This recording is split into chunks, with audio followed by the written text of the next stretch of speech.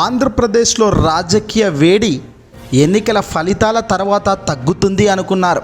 కానీ అనూహ్యంగా కూటమి భారీ గెలుపులతో ఒక్కసారిగా ఇప్పుడు రెండు తెలుగు రాష్ట్రాల చూపు మొత్తం కూడా ఆంధ్రప్రదేశ్ రాజకీయాలపైనే పడటం, ఆ వేడి మరింత రెట్టింపుతో ముందుకు వెళ్ళడం విశేషం.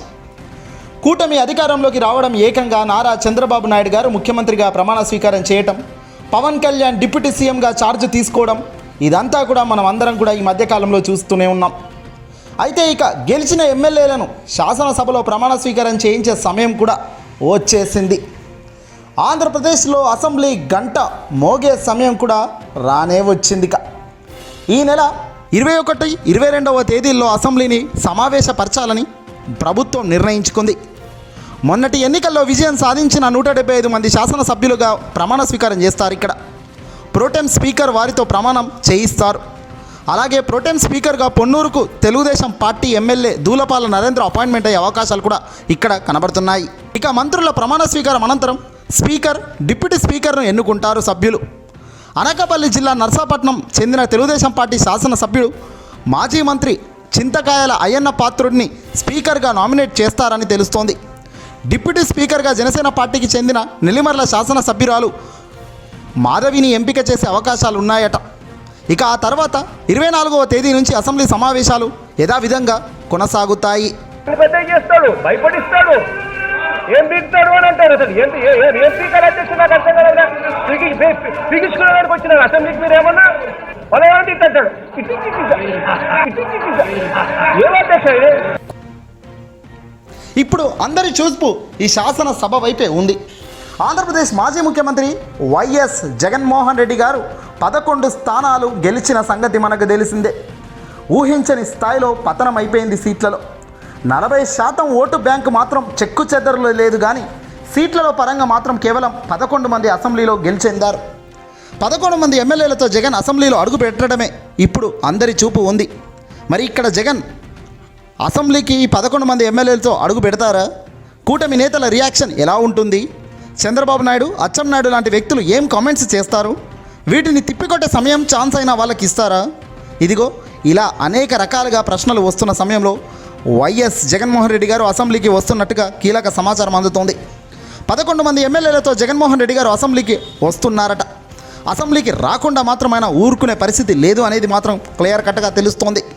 ప్రజలిచ్చిన తీర్పు గౌరవించడమే కాదు, అవతల దిక్కు కూటమికి సంబంధించిన అందరూ జతగట్టి ఒకవైపు కూర్చున్నా సరే సింహం సింగిల్గా వచ్చి నిలబడుతుంది, అదే చిరునవ్వుతో సమాధానం చెబుతుంది అంటున్నారు వైసీపీ నాయకులు. చంద్రబాబు కావచ్చు, టీడీపీకి సంబంధించిన నేతలు కావచ్చు, జనసేనకు సంబంధించిన వాళ్ళు కావచ్చు, ఎవరెన్ని మాట్లాడినా, ఎవరెన్ని విమర్శలు చేసినా దానికి తగ్గట్టుగా సమాధానాలు ఇచ్చేందుకు సైతం ఈ 11 మంది ఎమ్మెల్యేలను సిద్ధం చేస్తున్నారట జగన్. వాస్తవం ఏంటంటే ఈ 11 మందిలో ఎవరు కూడా పెద్దగా అరిచేవాళ్ళు, గట్టిగా మాట్లాడే వాళ్ళు లేకపోవడం విశేషం. కొడాలి నాని, అంబటి రాంబాబు, పేర్ని నాని లాంటి వాళ్ళు గతంలో ఒక సంచలనం అని చెప్పవచ్చు అసెంబ్లీ సాక్షిగా. రోజా లాంటి వ్యక్తులు అసెంబ్లీలో గడగడలాడించిన సంగతి మనం చూసాం. ఇప్పుడు కన్నా వాయిస్ ఇచ్చే వాళ్ళే అసెంబ్లీలో లేకపోలేదు. 11 మంది ఎమ్మెల్యేలో కరెక్ట్గా గట్టిగా మాట్లాడే వాళ్ళు ఎవరు అంటే ఖచ్చితంగా లేరని చెప్పాలి. మరి ఇలాంటి తరుణంలో అటువైపున 164 మంది ఒకవైపున కూర్చొని అరుస్తుంటే దాన్ని తట్టుకొని దానికి సమాధానం ఇవ్వాలి అంటే మామూలుగా ఉండదు. మరి ఇది ఎలా జగన్ ముందుకు తీసుకెళ్తారు? వన్ మ్యాన్ షోగా జగనే ప్రతిదానికి లేచి గట్టిగా సమాధానం చెబుతాడా? ఏం జరగబోతుందనే ఉత్కంఠ ఇప్పుడు చాలామందిలో నెలకొంది. ఇక 21, 22వ తేదీల అనంతరం 24న ప్రారంభం కాబోతున్న చర్చ మరీ వేడిగానే ఉంటుంది. Pending bills, mega DSC, land titling act రద్దు, పెన్షన్ల పెంపు, ఏపీ ఎస్ఆర్టీసీ బస్సుల్లో మహిళలకు ఉచిత ప్రయాణంల వంటి అంశాలు ఈ చర్చల్లో వస్తాయి.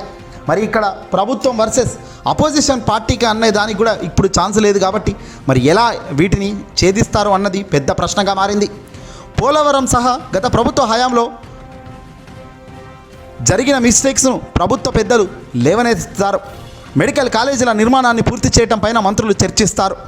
రాష్ట్రంలో శాంతి భద్రతలు, గత ప్రభుత్వానికి ఇప్పుడు జరుగుతున్న అంశాలు అన్నిటినీ జోడించి ఇటువైపున కూటమికి సంబంధించి 164 మంది, ఇటువైపున 11. వాస్తవానికి జగన్మోహన్ రెడ్డి గారిని ప్రతిపక్షంలోనే భావించాల్సిన అవసరం కూడా గవర్నమెంట్కు ఉంది. ఎందుకంటే ఓట్ షేర్ బలంగా ఉన్న పార్టీ. ఓట్ షేర్ పరంగా చూసుకుంటే 40% ఓట్ షేర్ చెక్కు చెదరలేదు. జనసేన, టీడీపీ, బీజేపీ అందరూ జత కడితే వాళ్ళకు వచ్చిన ఓట్లు ఏకంగా 1,53,00,000 చిల్లర అయితే జగన్కు సింగిల్గా వైఎస్ఆర్సీపీ పార్టీని చూసి జగన్ను చూసి వేసిన ఓట్లు ఎన్నిరా అని చూస్తే 1,32,00,000 పైచిలుక. అంటే కేవలం 21 లక్షలు మాత్రమే కూటమికి అదనంగా ఉండడం, సీట్లలో మాత్రం 164 గెలవడం విశేషం. మరి ఏదేమైనా ఎలా చూస్తారో, అవకాశం ఎలా ఇస్తారో అనేది కూడా ప్రజానికం గమనిస్తుంటుంది. కాబట్టి ప్రజలు మెచ్చుకునేలా కూటమి నేతలు అవకాశం ఇస్తే బాగుంటుంది. అలా అవకాశం ఇవ్వనప్పుడు పెద్దగా మాత్రం ప్రజలు ఆదరించరు కూటమిని. చూద్దాం ఏం జరుగుతుంది అనేది చాలా చాలా ఇంట్రెస్టింగ్గా ఉంది.